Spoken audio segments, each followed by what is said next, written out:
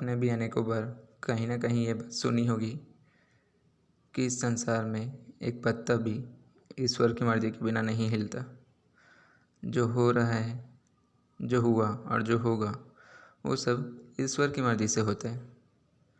तो क्या जो भी गलत काम हो रहे हैं वो भी ईश्वर की मर्जी से हो रहे हैं?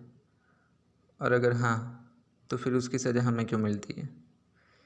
इस बात में कितनी सच्चाई है, इसको आज हम समझने की कोशिश करेंगे। लेकिन ये बात समझने के लिए ये समझना ज़रूरी है कि आप जो भी कर्म करते हो, अपने आप को क्या मान के करते हो?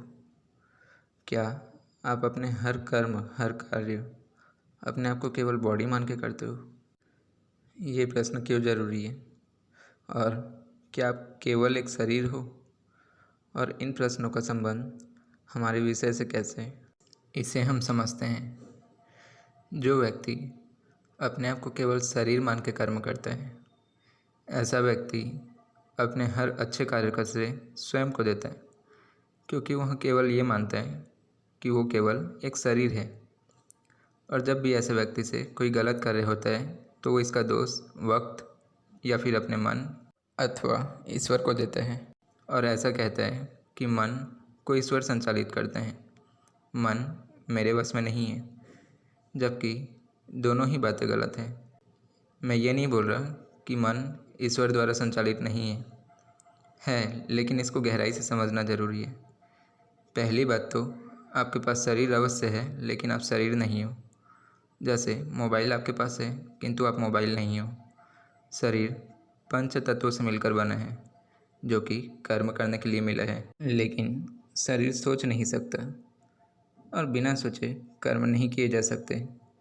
आप स्वयं सोचिए, क्या कोई भी कर्म, कोई भी कार्य आप बिना सोचे कर सकते हैं? भले ही सत्कर्म हो या दुष्कर्म, सोचने का कार्य मन करता है। मन चेतनाओं के आधार पर 3 प्रकार के होते हैं: चेतन, अर्धचेतन और अचेतन। चेतन मन सोचने का कार्य करता है, सही और गलत के बीच का अंतर बताता है। जब कोई व्यक्ति पहली बार कोई गलत कार्य करता है तो उसे भी पता होता है कि वो गलत कार्य कर रहा है। उसका मन उसे सचेत करता है। इसे ही चेतन मन कहते हैं। हम में से कई इसे अपने दिल की या आत्मा की आवाज़ मानते हैं, लेकिन वास्तविकता यही है कि ये चेतन मन होता है जो हमें सही और गलत के बीच का फ़र्क बताता है। तो सवाल ये उठता है, जब हमारे पास चेतन मन है जो कि हमें सही और गलत के बीच का फ़र्क बताता है, इसके बावजूद कई लोग गलत कार्य क्यों करते हैं? हमारे मन में बहुत से विकार होते हैं, जैसे काम, क्रोध, लोभ, मोह, ईर्ष्या, द्वेष, अहंकार इत्यादि। और हम में से बहुत से लोग ऐसे होते हैं जो इन विकारों में फंसकर और अपने आप को केवल शरीर मानकर और 2 पल के सुख के लिए कोई भी गलत काम करने को तैयार हो जाते हैं। जैसे काले बादलों से सूर्य छिप जाता है, वैसे ही आपका ज्ञान विकारों से छिपा होता है। हम में से कई लोग विकारों से ग्रसित होते हैं और केवल विकारों की ही सुनते हैं, चेतन मन की नहीं। चेतन मन और शरीर दोनों ईश्वर की देन है। इसलिए चेतन मन की बात सुन जब हम सत्कर्म कर अपने और दूसरों के जीवन में कोई सकारात्मक परिवर्तन लाते हैं तो उसका श्रेय ईश्वर को जाता है और ईश्वर को देना भी चाहिए, क्योंकि ईश्वर को श्रेय देने से अहंकार उत्पन्न नहीं होता। लेकिन जब हम अपने चेतन मन की आवाज़ को अनदेखा करते हुए केवल विकारों के वश में होकर 2 पल के सुख के लिए कोई भी दुष्कर्म करने को तैयार हो जाते हैं, तो ऐसे कर्म ना ही समाज के लिए हितकारी होते हैं, ना ही हमारे लिए।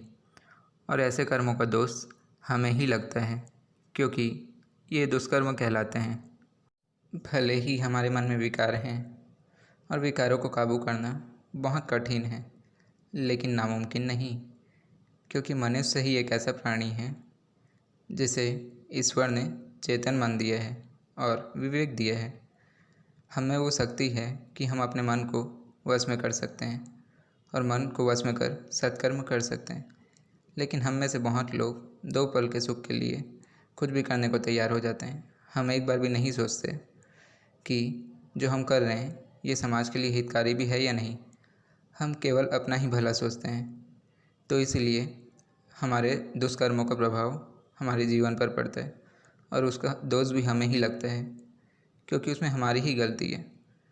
अगर हम अपने विवेक की सुने तो हम अपने जीवन को भी सुधार सकते हैं और दोष से भी मुक्त हो सकते हैं। जो व्यक्ति अपने अच्छे कार्यों को श्रेय ईश्वर को नहीं देता वह अहंकारी होता है, क्योंकि हमारे हर अच्छे कार्य का श्रेय ईश्वर को ही जाता है और देना भी चाहिए, क्योंकि हमारा चेतन मन ईश्वर की देन है।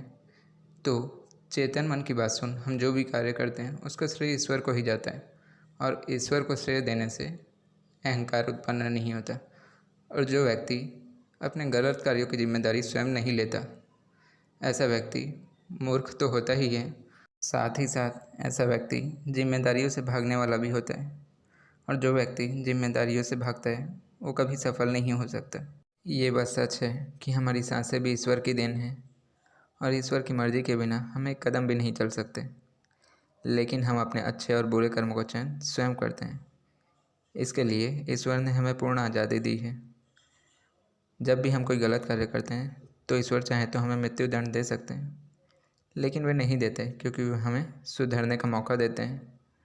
हमारे अच्छे कार्य का श्रेय ईश्वर को जाता है, क्योंकि हम जो भी अच्छे कार्य करते हैं, सत्कर्म करते हैं, वो अपनी चेतना से करते हैं, चेतन मन से करते हैं, जो कि ईश्वर की देन है।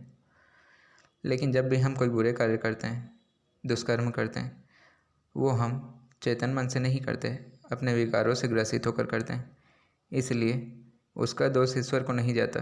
उम्मीद करता हूँ आप समझ पाए होंगे कि भले ही ईश्वर की मर्ज़ी के बिना एक पत्ता भी नहीं हिलता, लेकिन हमारे बुरे कर्मों की जिम्मेदारी ईश्वर की नहीं होती, वो केवल और केवल हमारी होती है और उसका दोष भी हमें ही लगता है।